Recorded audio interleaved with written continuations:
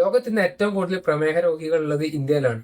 ഇന്ത്യയിൽ ഏറ്റവും കൂടുതൽ രോഗികളുള്ള സംസ്ഥാനങ്ങളിൽ ഒരെണ്ണമാണ് കേരളം. എന്തുകൊണ്ടാണ് ഞാൻ എപ്പോഴും ഡയബറ്റീസിനെ കുറിച്ച് കൂടുതൽ എടുത്തു പറയുന്നത്? കാരണം ഇത് വളരെ സീരിയസ് ആയിട്ടുള്ള ഒരു കാര്യമാണ്. കാരണം ഒരുവിധം എല്ലാ രോഗങ്ങളിലേക്കുള്ളതിന്റെ ഫസ്റ്റ് സ്റ്റെപ്പാണ് ഇത്. അതായത് ഹൃദയരോഗം, പൊണ്ണത്തടി, ക്യാൻസർ, അൾസൈമേഴ്സ്, റെറ്റിനോപ്പതി, അതായത് കണ്ണിനെ ബാധിക്കുന്നത്, ന്യൂറോപ്പതി, നരവുകളെ ബാധിക്കുന്നത്, നെഫ്രോപ്പതി, കിഡ്നികളെ ബാധിക്കുന്നത്.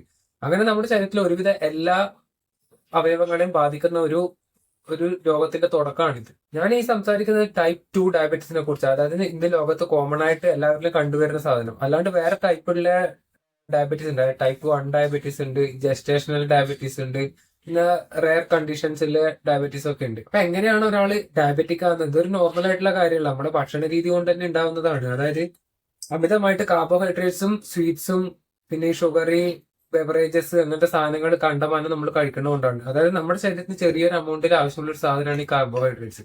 പക്ഷെ നമ്മളത് കഴിക്കുന്നതിന്റെ ഒരു എമൗണ്ട് എന്ന് പറഞ്ഞാൽ ഭയങ്കര കൂടുതലാണ്. ഇതേ കാർബോഹൈഡ്രേറ്റ്സ് തീറ്റി തന്നെയാണ് നമ്മളെ പൊണ്ണത്തടിയിലേക്ക് കൊണ്ടെത്തിക്കുന്നത്. നമ്മൾ എപ്പോഴൊക്കെ കാർബ്സ് കഴിക്കുമ്പോൾ നമ്മുടെ ശരീരത്തിൽ ഒരു ഹോർമോൺ ആവശ്യമുണ്ട്, അതാണ് ഇൻസുലിൻ. ഈ ഇൻസുലിനാണ് ഈ കാർബോഹൈഡ്രേറ്റ്സിന് വരുന്ന ഗ്ലൂക്കോസിന്റെ സെൽസിനകത്തേക്ക് എത്തിച്ച് നമുക്ക് ഊർജ്ജമൊക്കെ തരുന്നത്.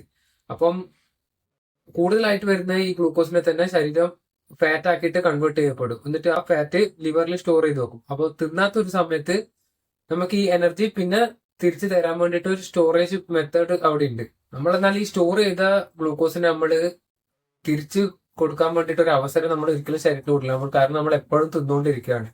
അപ്പൊ എന്താ വെച്ചാൽ ഈ ഓവർ സെൽസിനകത്ത് കൂടുതൽ ആവശ്യത്തിന് ഉണ്ട് താനും വന്നാൽ പിന്നെ നമ്മൾ തിന്നുകൊണ്ടിരിക്കുക. അതായത് ഇൻസുലിൻ ഉയർന്നിരിക്കും, എന്നാൽ ഗ്ലൂക്കോസിന് സെൽസിനകത്തോട്ട് കയറി ചെല്ലാനും പറ്റാത്ത ഒരു അവസ്ഥയാവും.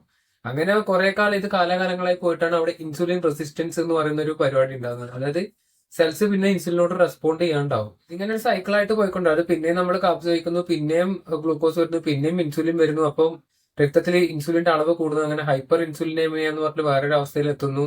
അങ്ങനെ കാലാകാലങ്ങളോട് ഇതിങ്ങനെ വന്നുകൊണ്ടിരുന്ന കൂടുതലായിട്ട് എപ്പോഴും നമ്മൾ കഴിച്ചുകൊണ്ടേ ഇരിക്കുകയാണ്.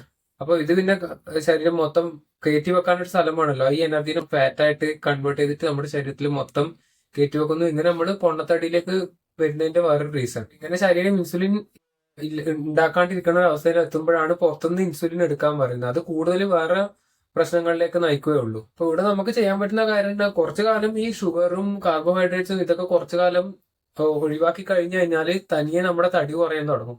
തടി കുറയുമ്പോൾ ഓട്ടോമാറ്റിക്കലി ആൾക്കാര് ഡയബറ്റീസ് റിവേഴ്സ് ആവും, അവരുടെ ഹൃദയരോഗങ്ങളിലൊക്കെ ഇമ്പ്രൂവ്മെന്റ് ഉണ്ട്. ഇതാണ് ക്ലിനിക്കൽ ട്രയൽസിലൊക്കെ കണ്ടുപിടിച്ചിട്ടുള്ളത്. പുതിയ പുതിയ പഠനങ്ങളിൽ വരുന്ന റിസൾട്ട്സ് ആണ് ഇതൊക്കെ.